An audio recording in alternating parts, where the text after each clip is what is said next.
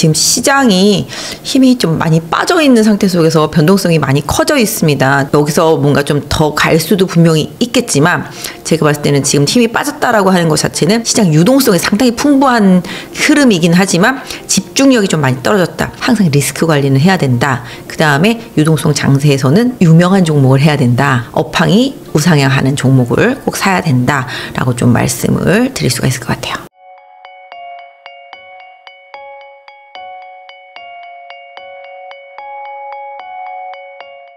안녕하세요.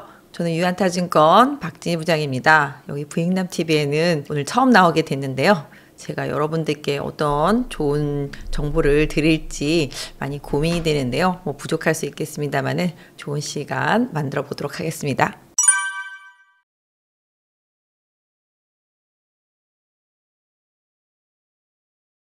네, 지금 시장이 힘이 좀 많이 빠져 있는 상태 속에서 변동성이 많이 커져 있습니다. 최근에 보시면 4,000선을 기준으로 해서 4,150선, 200원짜리 하고 이제 3,850선, 그래서 위아래로 한 150 정도, 그러니까 폭으로는 한 300포인트 정도 되겠죠.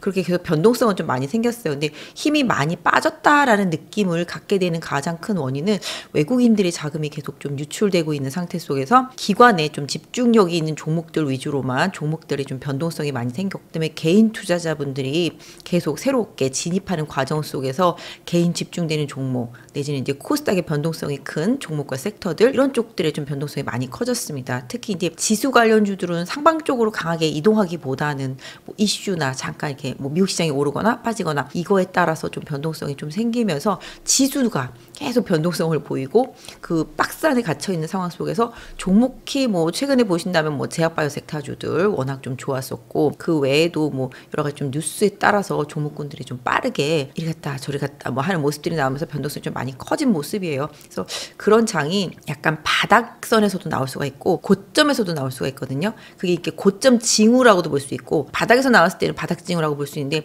지금은 약간 고점에서 나왔잖아요. 그래서 항상 이렇게 변동성 장세 차트 보시면 아시겠지만 박스로 가고 있거든요. 이 박스를 보이다가 돌파하면 위로 더 많이 가는 거고 박스를 보이다가 하방으로 뚫리면 밑으로 좀 더 빠질 수 있는 거죠. 그러니까 결국은 우리나라 같은 경우가 3,000선이 초장기 박스였었는데 그 상단을 이제 뚫고서 올라가면서 지금의 이제 4,200선까지 보게 됐던 상황이잖아요. 그렇게 본다라면은 지금 상당히 조금 변화의 정점? 여기서 뭔가 좀 더 갈 수도 분명히 있겠지만 제가 봤을 때는 지금 힘이 빠졌다라고 하는 것 자체는 시장 유동성이 상당히 풍부한 흐름이긴 하지만 집중력이 좀 많이 떨어졌다. 그 집중력의 요인이 이제 외국인이었었다라면은 환율 이슈라든지 여러 가지 문제들 때문에 집중력이 많이 떨어졌다. 그래서 일단 변동성이 좀 많이 커진 구간이다라고 말씀을 드린 것 같습니다.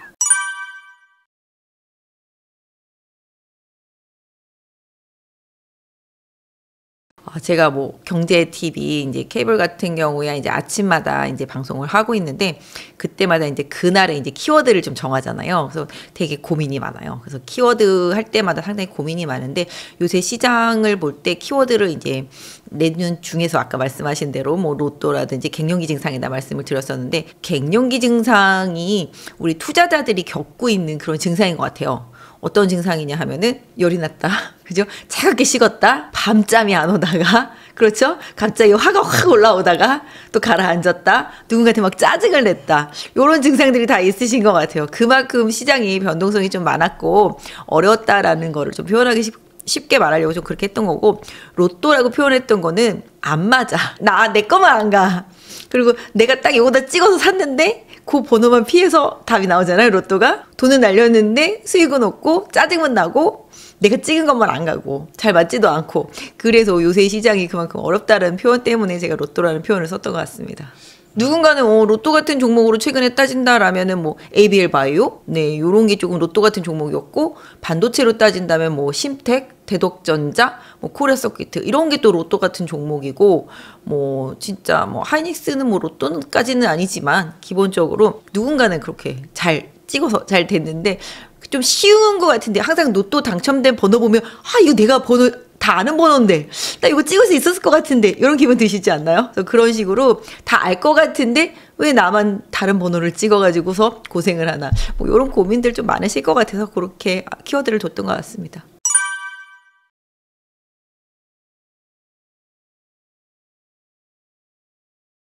돈 앞에 장사 없잖아요. 주식시장은 솔직히 거래량 싸움이고 돈 싸움이에요. 돈을 많이 가진 사람이 이기는 게임이에요. 어떻게 보면 뭐 갬블 같은 거죠.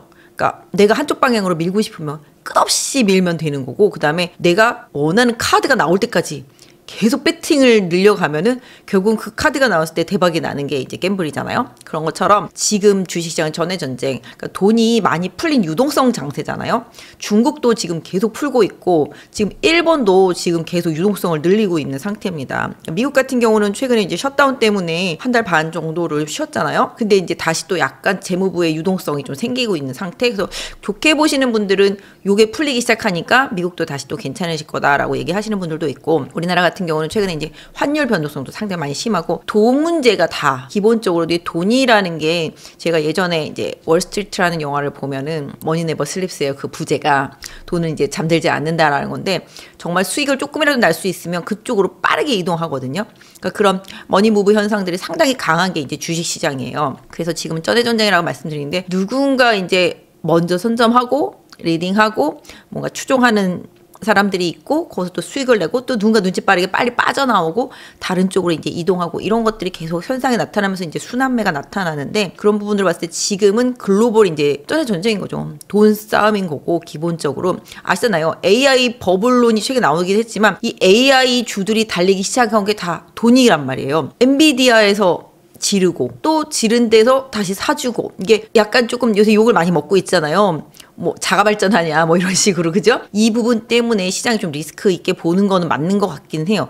왜냐하면 돈이라는 게 영원할 수는 없잖아요. 근데 뭐 최근에 미국에서도 이제 양적 긴축을 끝내고 이제 그런 부분 때문에 다시 또 유동성, 이런 기대감도 미리 있습니다만은, 이런 유동성이 계속적으로 기대감을 가지고 미리 선반영된 부분도 분명히 있고, 그 다음에 지금 4분기 이제 미국 12월 달에 이제 금리 인하에 대한 기대감, 이 부분이 얼마 전까지만 해도 막 90 몇 프로였다가 갑자기 한 30-40% 줄었다가 지금 약간 한 50%대 중반 요 정도까지 올라온 것 같아요. 그러니까 결과적으로는 돈이 얼마나 계속 더 강력하게 유지될 수 있느냐. 우리나라로 따진다라면은 부동산 시장으로 이제 약간 막혀 있잖아요. 그러다 보니까 지금 너도나도 은행에서 돈 찾아가지고 다 주식시장으로 왔단 말이에요. 제 주변에 주식 안 하는 사람을 거의 못 봤거든요. 거기다가 처음 시작하겠다고 오시는 분도 봤고, 참다가 나 지금 사야 되겠어, 이제라도 안 사면 안 되겠어 라는 그런 포모 현상 같은, 부동산도 약간 좀 비슷하지 않나요? 제가 이제 부익남 TV는 처음이지만 부동산도 보다 보면은 결국은 못 사고 보다 계속 집값이 올라가면 어쩔 수 없어서 이제 나중에 빚 다 이렇게 해가지고서 딱 하면은 거기가 고점인 경우가 많은 것처럼, 주식시장도 지금 보면은 유동성으로 인해서 올라온 시장인데, 외국인이라는 이 유동성이 많이 지금 줄어있는 상태잖아요. 그러니까 결국은 그 외국인 자금이 빠져나갔다가 다시 돌아오면 다행인데, 본토로 회귀하거나 다른 곳을 찾아간다라면은 이 유동성 때문에 조금 힘들어질 수도 있겠다. 근데 제가 생각하는 지금 주식시장의 어려움은 그런 것 같습니다. 항상 기대치라는 게 선반영됐다라는 부분, 이 부분이 상당히 조금 불편하고, 사실 요새 가장 안 좋게 뉴스 나오는 게 그거잖아요. AI 버블론. 그래서 버블론의 가장 큰 문제가 드러난 게 이제 오라클이다. 돈도 없으면서 괜히 투자하고 막 이런 것 때문에 회사채 발행하고, 그러니까 결국은 이런 거죠. AI 기업들이라는 것 자체, AI 기업이 아니어도 일반 기업들도 계속 투자를 해야 되잖아요. 그러다 보니까 데이터 센터 투자해야 되고, 뭐 기타 등등 공장 자동화에도 투자해야 되고, 뭐 로봇도 마찬가지로 다 투자를 해야 되는데, 그 돈 다 어디 있어? 생각해 보면 이거 회사채 발행하고 계속 빌려와야 되겠네. 빌려오면 이자 부담 생기죠. 그 다음에 그러다 보면은 투자는 계속 했는데 아웃풋이 생각보다 빠르게 안 나올 수 있겠죠.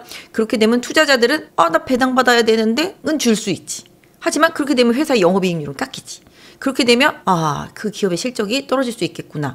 이런 불편함이 지금 이제 막 머릿속을 막 헤집고 다니고 있는 상태거든요. AI 투자하신 분들. 그러면 우리나라도 그럼 손해냐 생각해보면, 우리는 어차피 오퍼만 받아서 만들어주면 되는데, 이렇게 생각해 볼 수 있겠죠. 그러면 문제가 걔네들 문제이지 우리 문제는 아니야. 네, 이렇게 생각해 볼 수 있겠죠. 하지만 이게 주식시장이라는 게 그런 게 아닌 거죠. 그렇기 때문에 이게 연쇄 작용이 분명히 있다라는 거죠. 그래서 미국에서 나타나고 있는 그런 AI 버블론이 마냥 무시할 부분은 아니다. 투자는 분명히 지속되어야 되겠지만 이 투자를 무한정으로 할 수는 없고, 근데 상대적으로 옆집 애가 집 샀대. 나 지금 못 사는데 그럼 나도 사야지. 뭐 근데 얘도 사야지. 그러니까 이런 거잖아요. 쟤도 다 투자했는데 나만 투자를 못하면 당연히 나는 그 벼락거지 같은 그런 느낌이 드는 거잖아요. 그래서 각 기업들이 서로서로 투자하고 발표하고 막 이렇게 하면서 쭉쭉쭉쭉. 왜냐면 기술이라는 게 내가 늦게 출발하면은 하이닉스한테 뒤처지는 삼성전자 꼴이 되는 거잖아요. 그렇기 때문에 밀릴 수가 없다. 이런 것 때문에 너도 나도 다 투자를 발표한 거고 서로서로 우리 서로 돕자. 너 밀어줄게. 내가 도와줄게. 뭐 이런 식으로 해서 이제 올라온 건데 한참 올라오고 보니까 아 이거 조금 빚이 늘어나는 것 같으네. 이런 느낌 때문에 지금 시장이 불편해지는 거고 그런 부분들로 인해서 버블론이 더 나오는 거고 그러니까 투자라는 게 상당히 공격적이기도 하지만 2차 전지 때 저희가 3, 4년 전에 당해봐서 알잖아요. 투자가 상당히 공격적일 때는 너도 나도 다 투자하지만 그게 생각보다 속도감이 뒤에서 쭉쭉쭉쭉 따라주지 못하고 바로바로 실적으로 연결되지 못하면 실망이 돼서 그 매물이 돼서 조정이 오는 것처럼 그런 부분들 때문에 AI 버블론이 나온 거고 AI 버블론과는 반대로 지금은 어떤 놈에서 놓고 본다라면은 메모리 시장 같은 경우는 상당히 이 HBM으로 다 달려가느라고 기존의 D램 쪽, 랜드 쪽들이 다 지금 슈티가 계속 나고 가격이 뭐 60%씩만 올라가고 있는 상황이잖아요. 그러니까 어느 한쪽으로 너무 몰려가다 보니까 이쪽이 빈집이 되어 버리니까 이쪽에서 지금 다 급등이 나오고 있는 것처럼 시장이랑 항상 좀 약간 양이 있으면 음이 있고 막 이런 상황인 것 같아요. 그래서 AI 버블론을 경계는 분명히 할 필요가 있겠지만 그런 부분들로 인해서 시장 전체를 나쁘게 보지는 않습니다만은 그럼에도 불구하고 지금의 시장 대장이 무너진다라면은 그 대장이 무너지는 걸로 인해서 시장 분위기 전체는 조금 깨질 수 있겠다.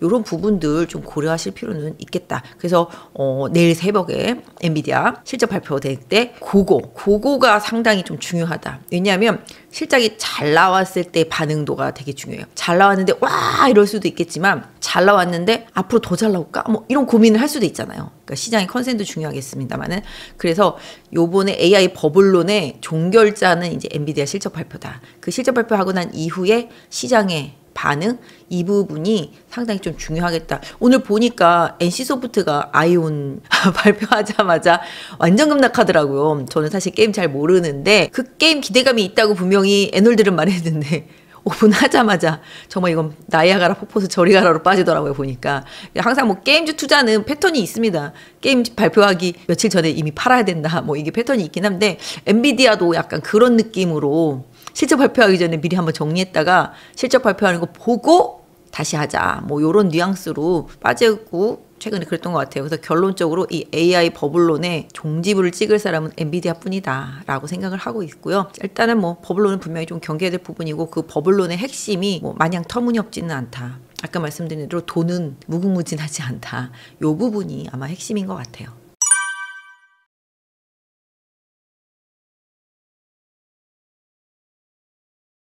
주식시장이라는 게 항상 경계해야 될 부분들이 많이 있죠. 약간 시장을 너무 맹신하는 거, 그다음에 항상 본인 스스로가 감당할 수 있는 정도만 투자하는 거, 이런 부분입니다. 여긴 부동산 쪽이니까 한번 말씀드려요. 집값이 빠져도 내가 감내할 수 있으면 견디면 사이클 돌아오잖아요.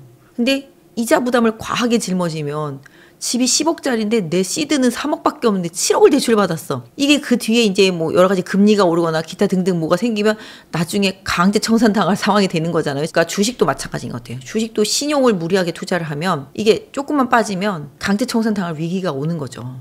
항상 주식시장의 바닥은 그 강제 청산 당하고 난 다음에 또 이제 시체들이 즐비했을 때 들어오시는 분들이 수익을 되게 많이 나는 것처럼 항상 주식시장을 대할 때 뭐랄까요, 주도주 섹터가 올라탈 때는 늦게 타지 말고 빨리 타야 되는데 그러면 그 빨리 타는 걸 어떻게 빨리 타? 이렇게 생각하실 수도 있잖아요. 좀 공부를 하긴 해야죠. 그리고 시장 돌아가는 판세를 좀 잘 읽어야 되고, 그래서 주식을 투자하실 때 너무 그냥 아무 준비 없이 투자를 해야 되는 시기도 분명히 있어요. 왜냐하면 이렇게 유동성이 풍부할 때는 아무렇게나 막 투자해도 막 올라가니까, 그리고 물려도 다시 올라오니까. 그런데 시장이 지금처럼 이제 변동성 커지고 유동성이 어느 정도 좀 제한이 생기고 주가 자체가 많이 올라가기 때문에 이제 기업들의 실적과 그다음에 컨센과 주가의 위치 이런 걸 비교해 봤을 때 과도하다라는 생각이 드는 종목들이 분명히 생기잖아요. 그랬을 때는 그걸 좀 약간 변별할 수 있는 그런 조금 지혜도 좀 필요하겠다. 그래서 지금 외국인들의 행보를 보면 아시겠지만 삼성전자나 뭐 하이닉스 같은 그런 대형주들, 이거는 어쩔 수 없이 파는 거겠죠. 지수랑 연동을 하니까 이런 쪽을 팔면서 그동안 망가졌던 이제 뭐 내수 소비주들이라든지 가치주, 그러니까 전통적인 경기 방어주 같은 뭐 제약바이오라든지, 그 다음에 절대적으로 주가가 거의 뭐 북밸류 언저리에 있는 그런 종목들, 이런 식으로 이동을 한다라는 거죠. 그러니까 기본적으로 과도한 건 팔고 많이 낙폭이 컸던 것들은 좀 채워넣으면서 어느 정도 시장의 균형을 찾아가는 수급이 항상 주식시장에 있습니다. 그래서 뭐 반도체가 사이클 산업이라고는 하지만 다른 섹터주들도 뭔가 기회가 계속 돌아오는 것들이 있거든요. 그래서 좀 미리미리 준비를 하시고, 투자자분들도 항상 그런 거 있잖아요. 자발적인 장기 투자가 아니라 비자발적 장기 투자가 엄청 많잖아요. 수익은 짧게, 손실은 길게. 네,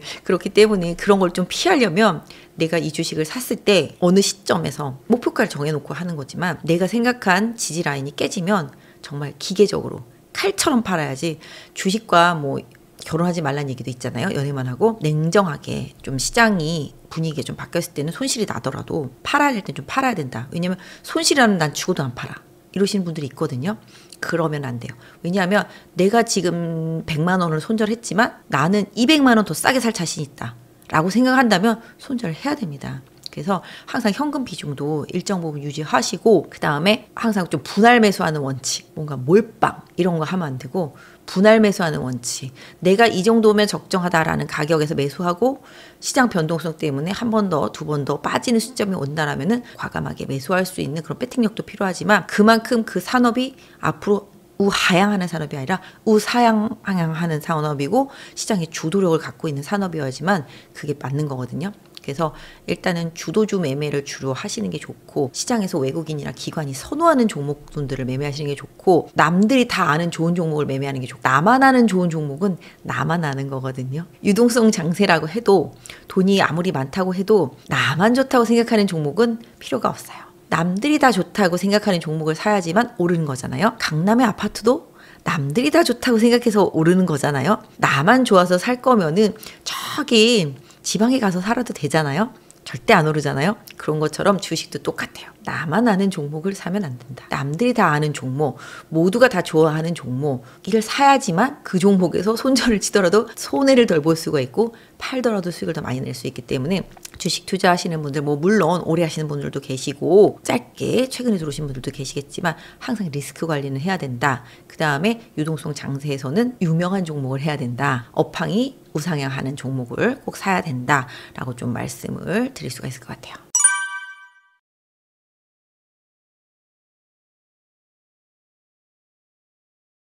저는 최근에 그게 맞다라고 생각해요. 제가 유동성 장세라고 말씀드렸잖아요. 그리고 영원한 종목은 없잖아요. 그리고 지금 아까도 말씀드린 대로 반도체를 비롯해서 대형주들은 또 팔고, 그 외에 뭐 다른 내수주라든지 필수 소비재, 방어제 이런 것들을 사잖아요. 근데 지수라는 거는 항상 말씀드리지만 코스피 200이라는 지수가 기본이잖아요. 코스닥 150이랑 코스닥 200, 아니 코스피 200 안에 있는 종목들 중에서 안 오른 종목들이 분명히 있어요. 그러면 이 코스피 200을 비율이 이렇게 밝게 정해져 있는데 이쪽을 너무 많이 샀어. 그러면 이쪽을 너무 많이 팔았어. 그러면 이거를 채우려고 하는 습성이 분명히 있겠죠. 그 다음에 코스닥 150도 마찬가지. 그렇기 때문에 종목이 돌아간단 말이에요. 하이닉스, 삼성전자 빠지면 당연히 주가가 빠지죠. 둘이 합쳐서 비중이 60% 가까이 되니까, 견인력이. 그렇게 되면 다른 종목은 아무리 사도 주가가 안 올라가죠. 하지만 방어는 어느 정도 할 수 있죠. 근데 만약에 내가 어느 종목에 꽂혀서 샀어. 근데 지수는 올라가는데 그 종목은 죽어도 안 가는 수가 생기죠. 그렇기 때문에 저는 지금은 약간 지수 매매를 하는 것도 나쁘지가 않다. 지수가 바닥을 찍었을 때는 지수 플레이를 해서 확 끌고 올라가면 수익률이 절대적이잖아요. 지수 바닥에서 코스피 200, 코덱스 200 레버리지 이런 거 샀으면 한 3배? 그죠? 그 다음에 지금 코스닥에 바이오들이 최근에 많이 올랐잖아요. 코스닥 150의 상단에는 바이오 주식들이 되게 많거든요. 그러면 코스닥 150 레버리지. 그럼 수익률 좋고, 아니면은 바이오 섹터를 담고 있는 ETF. 요새 장세가 ETF 장세라고 그러잖아요. 왜냐하면 그 ETF가 돈이 들어오니까 계속 그 종목들을 사고, 그 ETF 안에 들어있는 종목들이 시장을 주도하고. 그러니까 내가 종목을 잘 못 고르겠다. 그러면 시장을 주도하는 게 만약에 반도체다. 그러면 반도체 ETF를 사면 좀 편안하겠죠?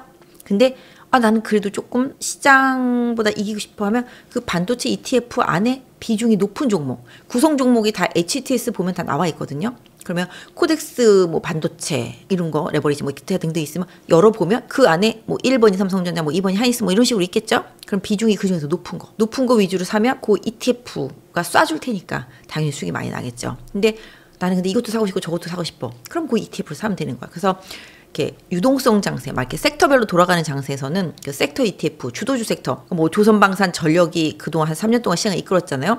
그때 그 관련되는 ETF가 수익 많이 난 것처럼 최근에는 뭐 바이오 ETF라든지 뭐 원전 ETF라든지 반도체 ETF라든지 이런 쪽에서 시세를 주고 있는 것처럼 그런 섹터 ETF를 활용하시거나 내지는 아까 말씀드린 대로 종목은 죽어도 지수가 죽지 않는다라면은 그런 지수 ETF 노려보시는 게 좋을 것 같고, 개인 투자자분들이 최근에 가장 손실 많이 본 게 일명 곧버스 아시죠?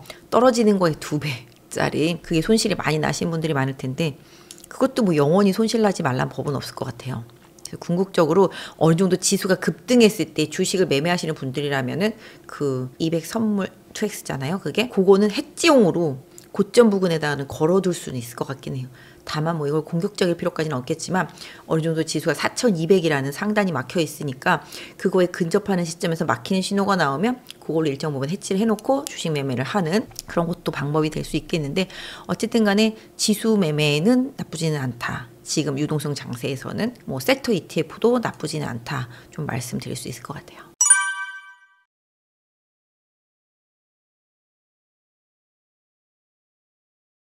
그러니까 그거는 진짜로 어디서 몰빵하셨을까 모르겠다만 3천 정도에 몰빵하신 분들도 계셨을 것 같긴 해요. 뭐 3천은 못 넘어간다 뭐 이러면서 3,200선에서도 하셨을 것도 같고.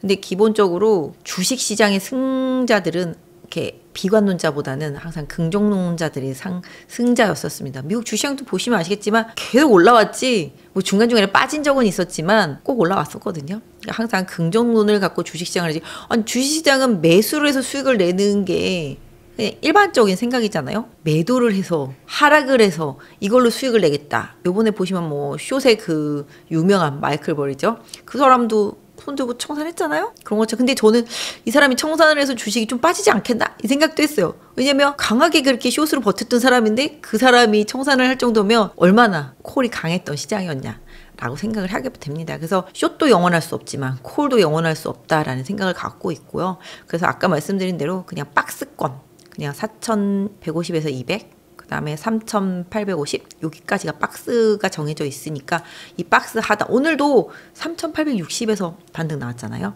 그다시피 박스를 중심으로 해서 그 중심선이 4,000 정도 되니까 주가가 뉘앙스라는 게 있잖아요. 느낌적인 느낌 있잖아요. 4,000선에 얹혀져 있긴 하지만 뭔가 찜찜하거나 뭔가 강제로 붙들고 있는 느낌이 있거나 이런 느낌들이 있잖아요. 그런 느낌들이 있을 때는 과감하게 이 4,000선을 넘어갔을 때 오히려 비중을 줄여냈다가 빠지면은 뭐 다시 사는 방법을 취할 수도 있겠고, 제가 생각할 때는 요새 약간 이게 위쪽으로 한 2번 터치됐고 하방 쪽으로 한 3번 터치됐거든요.